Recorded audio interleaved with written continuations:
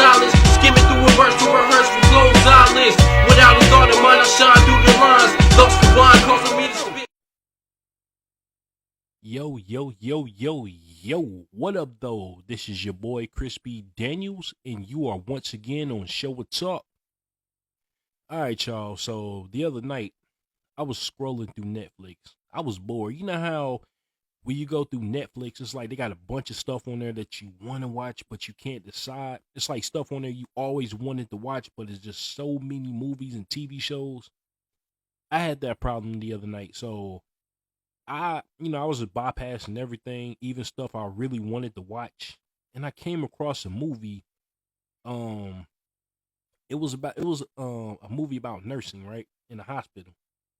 So normally I don't really watch movies like that because I think they're boring. But this one kind of caught my eye due to the synopsis or whatever. Um, it's called The Good Nurse. So it's based in a hospital, Parkfield Hospital in New Jersey back in 2003. So I had to check it out. It's 2 hours and 3 minutes long, but the movie, it kept my attention the whole time. It kept my attention. So basically, the movie is based on a book of the same name.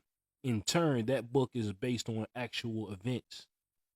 So the story is about two people mainly, Charles Colin and Amy Lugren. So in the movie, Amy, she's like this excellent nurse, right? She treats people really well. There's one scene where she let one of the patient's husband, spend the night in the hospital, even though he wasn't supposed to be there overnight. And then, she got scolded for it, not too long after that. But she was just she had a good heart all around. But the thing about her character, she had like this heart condition where every so often it starts to bother her, like when she's doing like a bunch of like heavy lifting and stuff like that, or when she's overexerting herself. And so when she goes, to get a checkup done, her physician tell her, I can't talk tonight, y'all. Her physician, physician,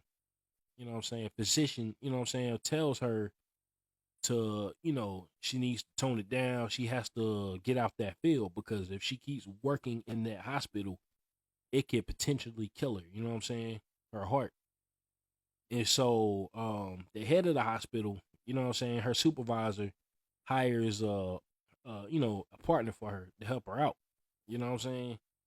And this is where Charles Colin comes in at. You know what I'm saying? Now he's like this extremely nice dude. Like extremely nice.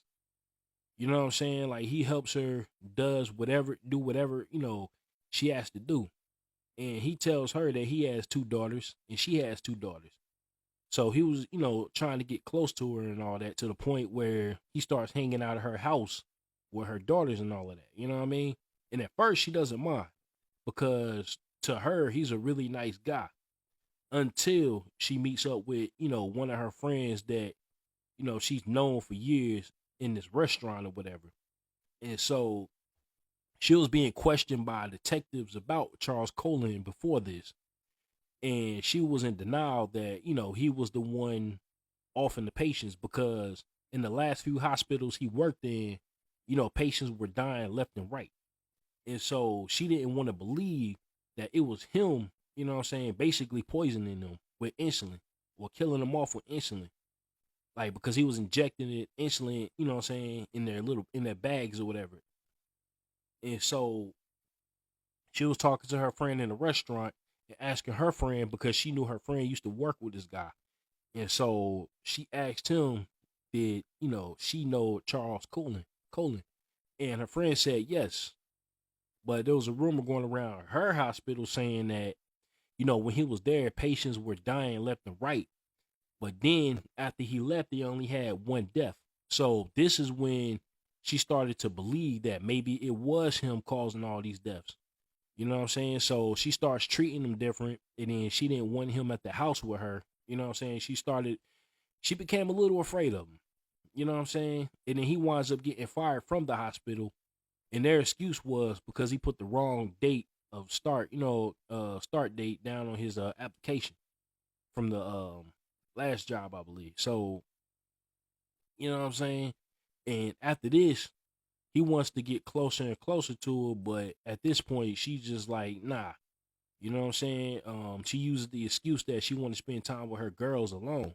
And so he winds up leaving. Now, he still thinks that she's on his side until they meet up in a restaurant and she's asking him about Parkfield. You know what I'm saying? What's going on? How's all these patients dying? You know what I mean? And then so he's avoiding the questions, and then he winds up leaving because he's starting a new job at another hospital. And so he gets pulled over by the police because at first, you know, the detectives, they didn't have anything on this guy. You know what I'm saying? Because he didn't confess to nothing or anything like that. They didn't have enough proof.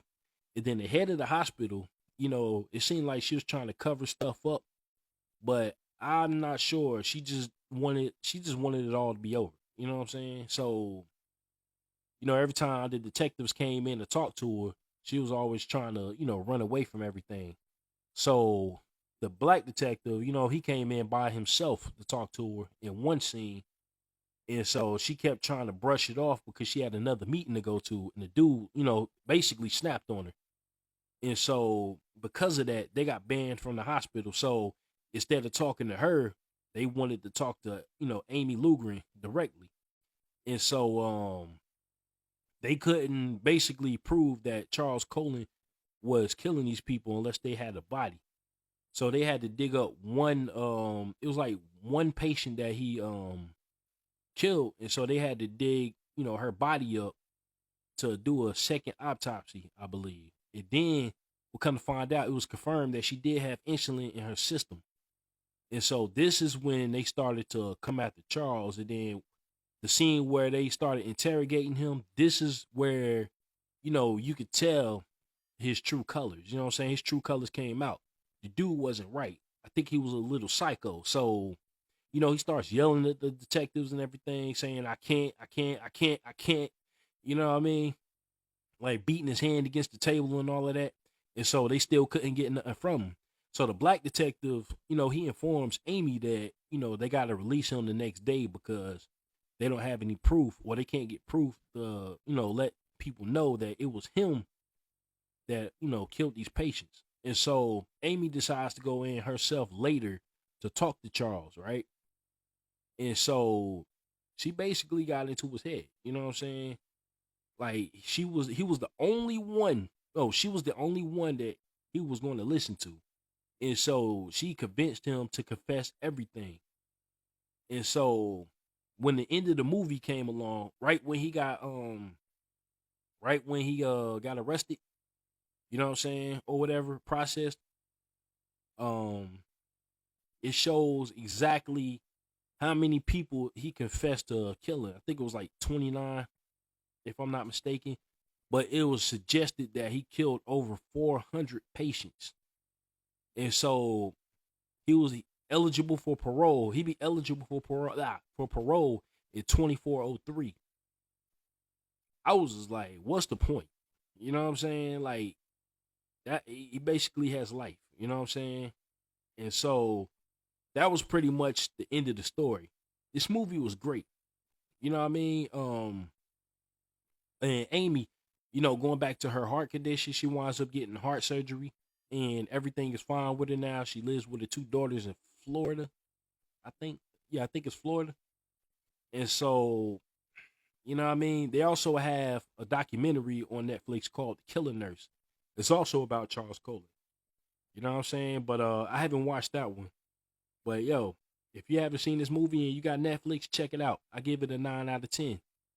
You know what I'm saying? Like, I really do. And if you're watching this on YouTube, give me a like, comment, and subscribe. I would greatly appreciate it. Have a nice night, and I will talk to y'all later.